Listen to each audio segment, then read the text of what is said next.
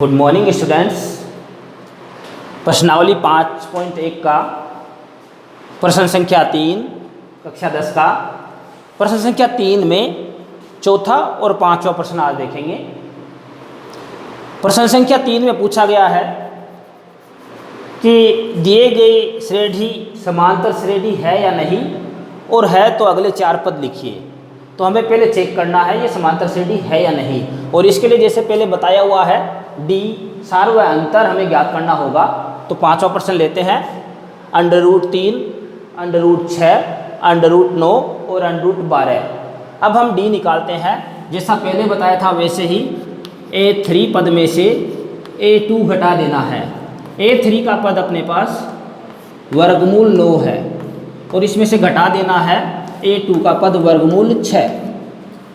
वर्गमूल 9 को हम वर्गमूल 3 गुणा 3 भी लिख सकते हैं, माइनस वर्गमूल 6 को हम वर्गमूल 3 गुणा 2 भी लिख सकते हैं। कोई फर्क नहीं, इसमें हमने अभाज्य गुणनखंड किए हैं। दोनों के अंदर वर्गमूल 3 कॉमन आ रहा है, वर्गमूल 3 कॉमन निकाल लेते हैं, और फिर इसके अंदर बच गया है वर्गमूल 3 माइनस इसमें बच गया है वर्गमूल 2। ये हो गया है A3 माइनस A2। अब करते हैं A2 माइनस A1। A2 का मान दे रखा है वर्गमूल 6 माइनस A1 का दे रखा है वर्गमूल 3। वर्गमूल 6 को वर्गमूल 3 गुणा 2 लिख सकते हैं, माइनस वर्गमूल 3 का वर्गमूल 3। दोनों के अंदर वर्गमूल 3 कॉमन आ रहा है, वो निकाल लेते हैं वर्गमूल 3। इसमें से 3 निकल गया तो वर्गमूल 2 माइनस वर्गमूल 3 में से वर्गमूल 3 गया तो 1।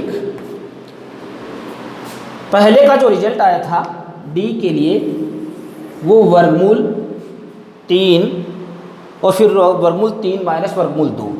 दूसरे का जो रिजल्ट आया वो वर्गमूल 3 और गुणा √2 माइनस 1। यानी हम कह सकते हैं कि A3 माइनस A2 बराबर नहीं है A2 माइनस A1 के। मतलब डी है सार्वअंतर है, वो समान नहीं है, इसलिए यह एक समांतर श्रेणी नहीं है। आगे क्वेश्चन ये बढ़ेगा ही नहीं जब समांतर श्रेणी नहीं है तो। इसी प्रकार जो पांचवा क्वेश्चन है उसको हल करेंगे। उसको हल करने के लिए भी वैसा ही हमें A3 माइनस A2 करना है। A3 का मान वर्गमूल 18 दे रखा है, माइनस A2 का मान वर्गमूल 8 दे रखा है। इसे हम वर्गमूल 3 गुणा 2 यानी अभाज्य गुणनखंड कर दिए हमने इसके, माइनस इसका वर्गमूल 2 गुणा 2 कर सकते हैं। हम देखते हैं कॉमन रूप से इसमें √2 कॉमन आ रहा है। √2 बाहर निकाल लेते हैं। इसके अंदर बच गया है √3। 3 गुणा 3 9 √9 माइनस 2 निकल गया तो वर्गमूल 4। आपको समझ में आ गया ना, 2 निकल गया तो 3 गुणा 3 9 बच गया है, और इधर से 2 निकल गया तो 2 गुणा 2 4 बच गया है। इसे हम √2 वर्गमूल 9 का वर्गमूल होता है 3 माइनस 4 का वर्गमूल होता है 2। ये वर्गमूल 2, 3 में से 2 गया 1 को गुणा करेंगे वर्गमूल 2 से तो वर्गमूल 2 ही रहा। यानी A3 माइनस A2 का मान है वो वर्गमूल 2 आ गया है। इसी प्रकार हम अगला A2 माइनस A1 करते हैं। A2 का मान वर्गमूल 8 माइनस A1 का मान वर्गमूल 2 है। वर्गमूल 8 को हम 2 गुणा 2 लिख सकते हैं, आगे वर्गमूल 2 है। दोनों में कॉमन वर्गमूल 2 है। वर्गमूल 2 कॉमन निकाल लिया, ये 2 निकल गया तो अंदर क्या बच गया है 2 गुणा 2 यानी 4, माइनस √2 का √2 में भाग एक बार, वर्गमूल 2। 4 का वर्गमूल 2 होता है, 2 माइनस 1 वर्गमूल 2 में से 1 घट गया तो 1 बचा, 1 गुणा में है इसलिए वर्गमूल 2 का वर्गमूल 2।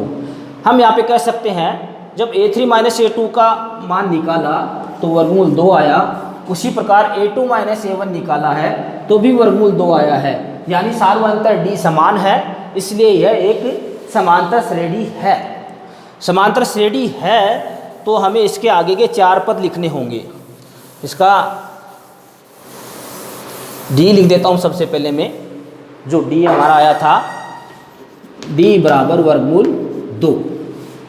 अब हमें A4 तक दे रखा है, A5 निकालना है। A5 निकालना है तो जो A4 है वर्गमूल 32, उसमें जोड़ देना है वर्गमूल 2। अब इसकी विधि ये है कि वर्गमूल 2 के अभाज्य गुणन 32 के अभाज्य गुणन करेंगे और उसके बाद में इसके जो भी पद होंगे उसमें वर्गमूल 2 जोड़ दिया जाएगा। तो 32 का पहले अभाज्य गुणन कर देता हूँ मैं, 2 दूनी 4 दूनी 8 दूनी 16 दूनी 32 जोड़ वर्गमूल 2, 2 और 2 दूनी 4, 4 वर्गमूल 2 आगे वर्गमूल 2। यह आपको समझ में आ गया। 2 के जोड़े के बदले एक संख्या बाहर निकलती है, इसलिए इसके बदले 2 और इसके बदले 2, 2 गुना 2 4 बाहर निकल गई है, 4 वर्गमूल 2। इसका अर्थ हो गया ये वर्गमूल 2 है, 4 बार जुड़ा हुआ है और एक बार और जोड़ा इसमें तो ये हो गया है 5 वर्गमूल 2। यदि इसे हम अंदर ले जाना चाहें तो अंदर ये खुद से मल्टीप्लाई होकर जाएगा 25 गुणा 2, यानी वर्गमूल 50 भी लिख सकते हैं इसे हम।